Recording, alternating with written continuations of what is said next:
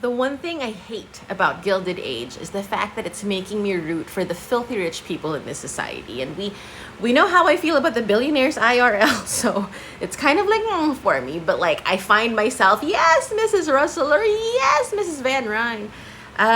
Gilded Age season 3 has just come out. Episode I just finished watching episode 1. Literally, that is the only thing I hate about the show, because everything else is absolutely amazing. I think they were casting the show in the middle of COVID, and that's why they were able to score such Broadway powerhouses, including Miss Audra McDonald right up there. The costumes and the set pieces, they're so intricate and they're so like carefully thought out as far as I can see. And then also the storylines are amazing, and it's not as if these are stories that we've never seen before. They're classic things like, young love that the parents don't like, or like broken engagements, or like fortunes being lost, and all these things.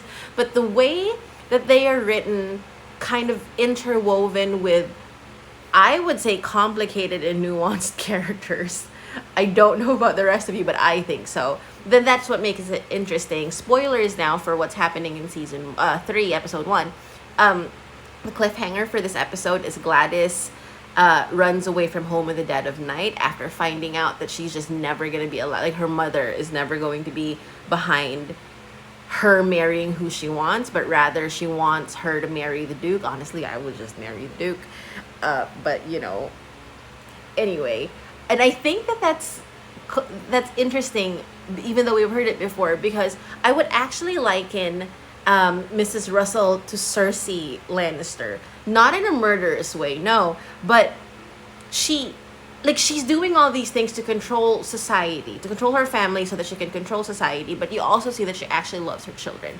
So this whole like, yes, I'm doing this for you, you see that she means it. It's not that she doesn't care about what Gladys wants. She just feels like she knows better. And like IRL, kids don't see things sometimes, or early enough. Sometimes their parents have to be like, no, actually, this is what's happening.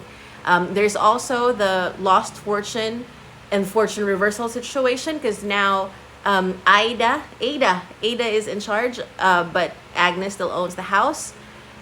So that's been interesting. Miss Scott has been sick, which also is another cliffhanger, which, by the way, that doctor can just go straight to... Anyway, so we don't know what she's sick with, and we hope it's nothing serious. And then also the hidden engagement, because she feels like it's too soon to announce after what happened with Dashiell. So good way to ease back into the time slot with new stuff.